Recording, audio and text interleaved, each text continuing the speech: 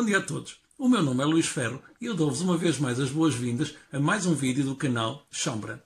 E neste vídeo nós vamos continuar a temática que trouxemos do vídeo anterior e que resulta de uma reflexão profunda sobre aquilo que está a acontecer neste momento nos Estados Unidos e que muitos entendem como sendo uma batalha entre as luzes e as sombras. Ora bem, nós fizemos essa reflexão essencialmente através dos ensinamentos da Cabala e da astrologia. E precisamente sobre a Cabala nós vimos que toda esta aparente dualidade entre a luz e as sombras, entre o bem e o mal, é a maneira como todo o nosso universo está arquitetado a partir do Criador, para entre estas forças antagónicas, mas igualmente complementares, nos fazer evoluir como nos entrelaçando através destas forças contrárias até atingirmos a unidade. Aliás, nós vimos que o único pecado que existe nos ensinamentos cabalísticos é precisamente achar que existe outra força na criação para além do Criador. O Criador está acima de tudo e, portanto, tudo aquilo que resulta dele e que nós interpretamos ora como luz ou como sombras, tudo é obra dele. E, portanto, achar que existe uma força contrária ao Criador a atuar na criação é o único pecado que existe na Cabala. Mas nós vimos igualmente que a única coisa proibida na Cabala, o que em linguagem cabalística proibido não quer dizer não se faça, mas proibido quer dizer é impossível de conseguir, é precisamente tentar adivinhar o pensamento do Criador. Nós podemos conseguir pequenos indícios ali e acolá e conseguimos-lo muitas vezes através de várias disciplinas, entre as quais a astrologia. No entanto, é absolutamente impossível determinar exatamente qual é o pensamento dele. E, portanto, entre estas duas verdades, nós dedicamos igualmente a, sabendo que não é expressamente proibido, mas que é impossível de conseguir determinar o pensamento do Criador, nós tivemos a ver os indícios que ele nos deixa para conseguirmos determinar para onde se encaminha a evolução da humanidade neste preciso momento. E foi isso mesmo que nós fizemos no vídeo passado, através dos vários trânsitos que vão decorrer desde as eleições americanas até o momento da posse do próximo presidente americano, seja ele qual for, porque foi exatamente dessa maneira que nós terminamos o vídeo anterior, seja ele qual for, porque, independentemente de tudo o que tem sido anunciado e noticiado até agora, se nós virmos isto do ponto de vista cósmico, essa decisão está ainda para ser tomada.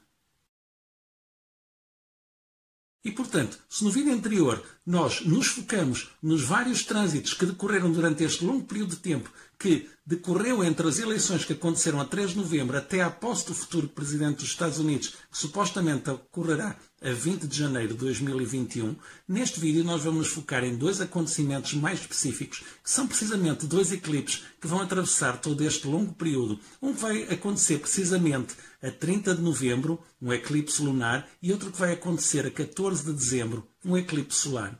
E vamos igualmente enquadrar esses dois acontecimentos de grande importância no meio de todos os outros acontecimentos que vão decorrer ao mesmo tempo e vamos igualmente reportá-los a tudo o que já vimos no vídeo anterior. Mas a qualidade da resposta depende sempre da excelência da pergunta. E antes de nós passarmos ao estudo dos trânsitos e dos eclipses que vão determinar o resultado do futuro presidente americano, importa nós entendermos primeiro de que é que estamos a falar quando estamos a falar de eleições americanas.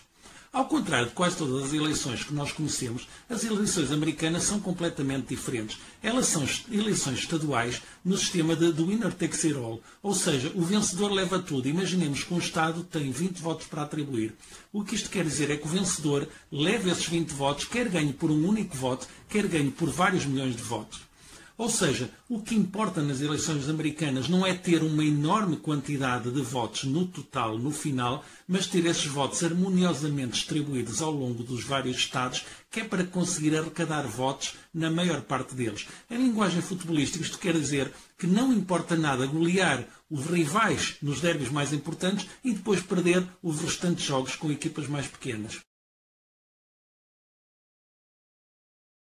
No entanto, todos estes votos que têm sido arrecadados a Estado não são a ida do candidato. Todos estes votos serviram apenas para eleger delegados ou supereleitores, que esses sim se vão reunir num colégio eleitoral de 538 delegados, e são estes 538 delegados que, ao votarem, vão eleger o futuro Presidente dos Estados Unidos.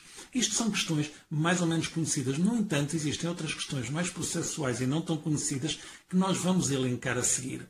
Todos estes votos, todas estas percentagens, todos estes delegados eleitos, nós sabemos apenas através da comunicação social. Não está em causa se são verdadeiros ou falsos, todos acreditamos que sejam mais ou menos verdadeiros. O que está em causa é que não são oficiais. Todos estes votos, todas estas contagens, passam por diversas confirmações, passam por diversas entidades estaduais e normalmente demoram algumas semanas até serem oficializadas. E são oficializadas pelo secretário de Estado de cada Estado, normalmente sempre antes do dia 11 de dezembro, que é a data limite para essas contagens oficiais serem apresentadas, porque no dia 14 de dezembro é quando se juntam os tais 538 delegados, 538 supereleitores que vão votar para a eleição do Presidente da República. Esses votos seguem depois para Washington, onde a 6 de janeiro se reúne pela primeira vez o novo Congresso eleito nestas eleições, que recebe e valida ou não o voto dos 538 delegados, que é para no dia 20 de janeiro, então sim, com todos esses votos, contagens, votações, superdelegados, Congresso, e depois de estar tudo oficializado, no dia 20 de janeiro, tomar então posse o novo Presidente dos Estados Unidos. O que é que se passa nestas eleições, diferente de todas as outras? É que um dos lados, o lado de Donald Trump, não aceitou estes resultados, alegando várias irregularidades e, por que não dizê-lo, alegando mesmo fraude em alguns estados, em algumas contagens e em alguns dos processos eleitorais. E o que é que isso muda? E o que é que isso altera? E o que é que podemos esperar de haver um dos lados que, entre aspas, mete um grão de areia em toda esta complicada engrenagem de contagem e eleição do Presidente dos Estados Unidos?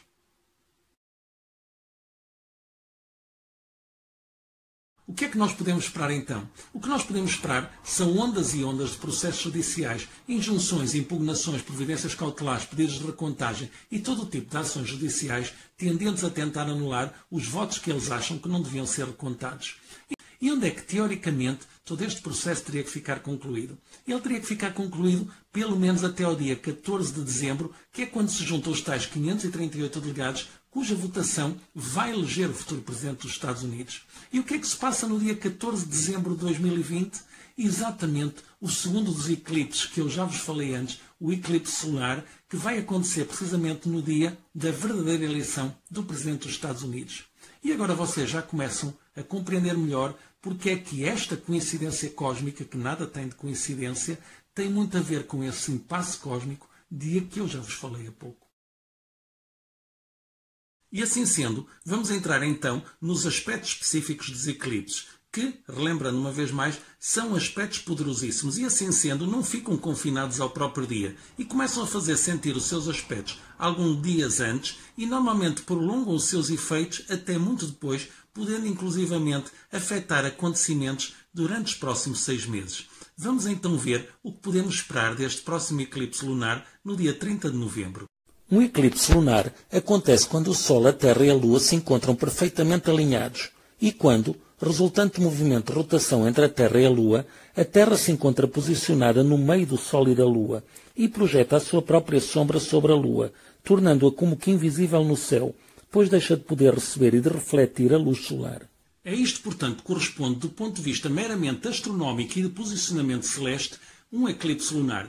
Mas vamos ver então a que é que corresponde exatamente um eclipse lunar do ponto de vista astrológico.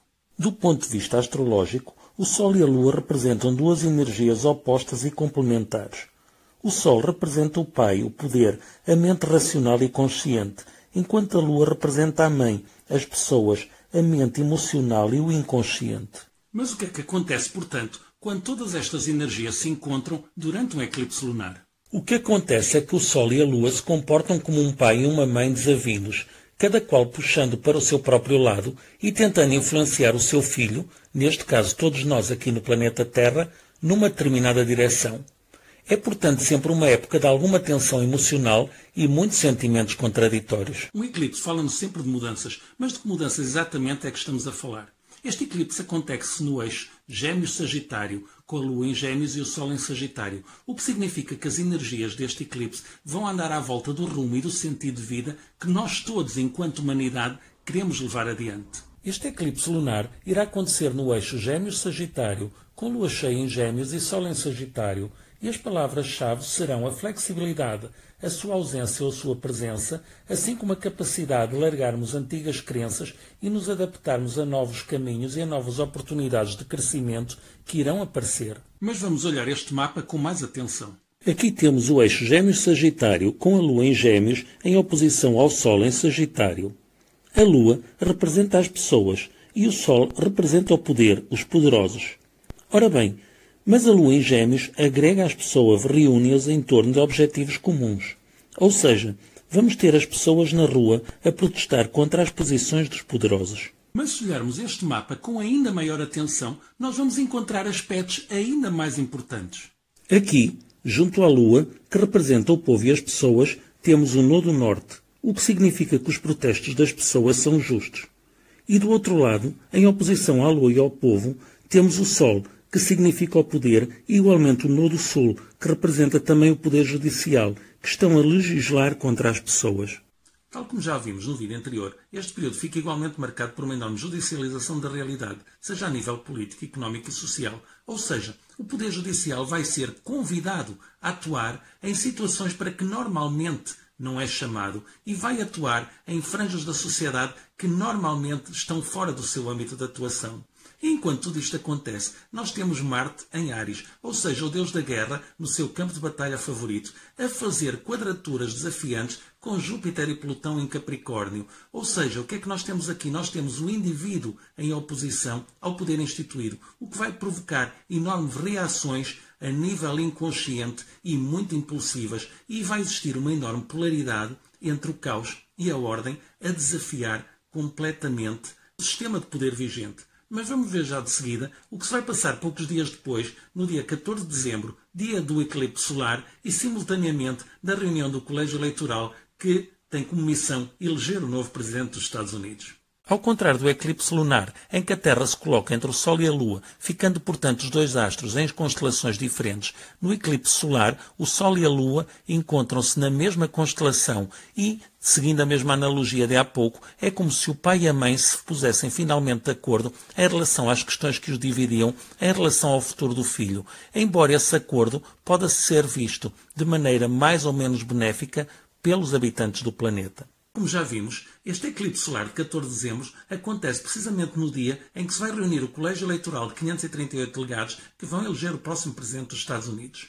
Ora bem, no eclipse solar, o Sol, que representa o futuro e o nosso poder de escolha e o consciente, é completamente obscurecido pela Lua, que representa o passado, as emoções e o inconsciente. E o que isto significa em termos cósmicos é que, sendo que o futuro é obscurecido pelo passado, normalmente os eclipses solares representam um regresso ao passado, seja lá o que for que esse regresso ao passado signifique neste caso específico. São igualmente épocas extremamente emocionais e, como neste caso nós vamos estar a atuar ao mesmo tempo com uma quadratura muito poderosa em relação a Netuno, a tendência para que exista uma nova crise é bastante acentuada e uma nova crise que se vai perpetuar até que novos caminhos se possam abrir à nossa frente.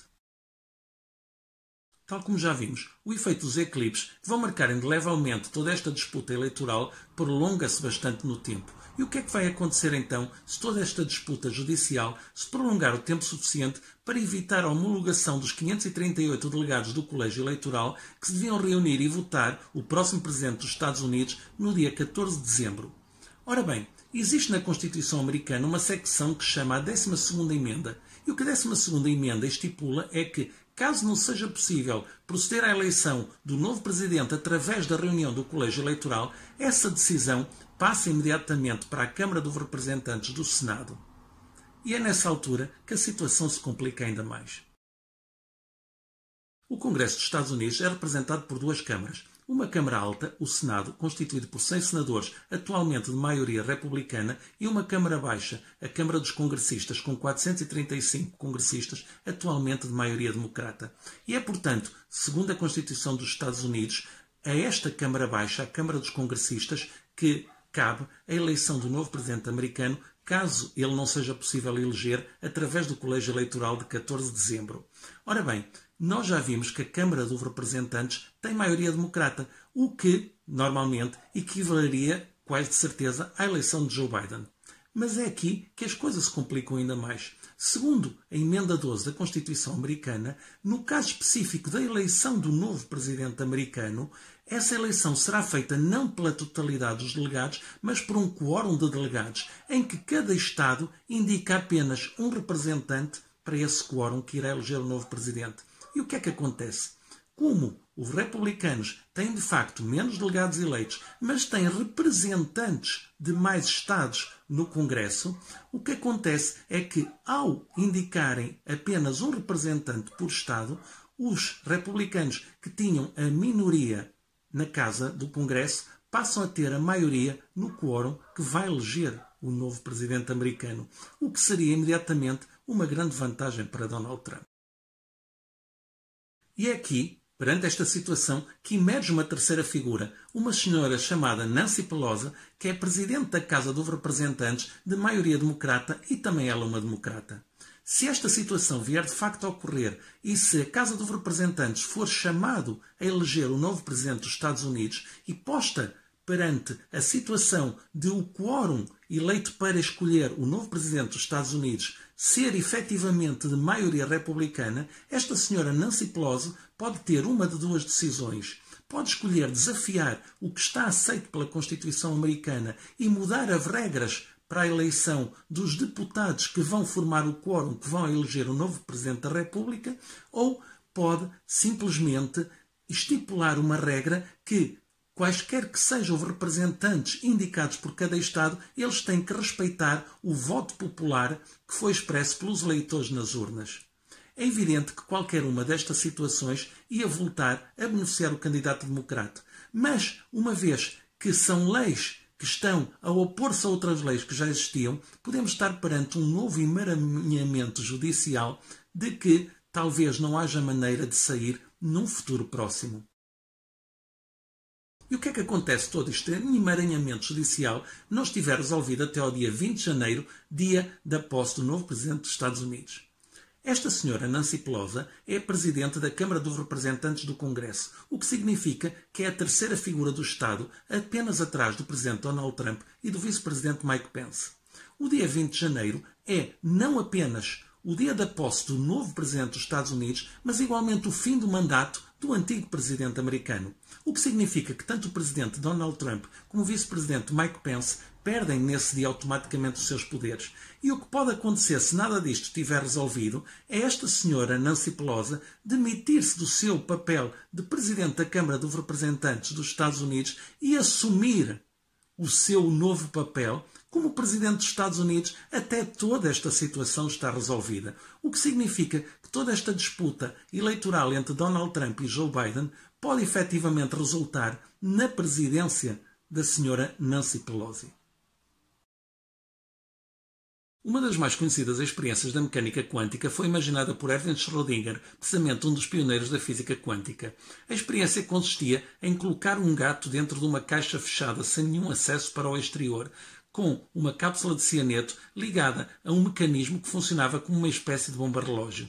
Qualquer tentativa de ver o estado do gato no interior da caixa ou de penetrar ou violar a hermeticidade da caixa resultava imediatamente em acionar um mecanismo que despoletava a bomba, que libertava o cianeto dentro da caixa e originava a morte do gato. Portanto, nós tínhamos que imaginar o seu estado, estar vivo ou estar morto, apenas como observadores exteriores, sem nenhum acesso ao interior. O que é que isso colocava a nós como observadores a questão? O gato ou estaria morto ou estaria vivo. No entanto, como nós não tínhamos nenhum acesso ao interior da caixa, nem nenhum meio de conseguir aferir do estado atual do gato, para nós o gato estava morto e estava vivo. Portanto, estava morto e estava vivo simultaneamente. E, portanto, aquilo que se está a passar neste momento nos Estados Unidos, tal como a célebre experiência do gato Schrödinger, é uma mistura de realidades. Joe Biden ganhou as eleições e o voto popular? É verdade. Mas Donald Trump ainda assim pode ser o próximo presidente dos Estados Unidos? também é verdade. E como é que duas afirmações tão contraditórias e que normalmente deviam ser autoexclusivas umas das outras podem ser ambas verdadeiras? Ora bem, atendendo ao campo quântico que acabou por se formar nestas eleições, elas não só podem ser ambas verdadeiras, como esta dualidade de ambas serem verdadeiras pode manter-se inclusivamente durante bastante tempo. E assim, com esta dúvida sobre como se resolverá este impasse cósmico e quem será o novo presidente dos Estados Unidos, se será Donald Trump, Joe Biden ou até a Sra. Nancy Pelosi, me despeço até ao próximo vídeo do canal Sombra. Bom dia a todos.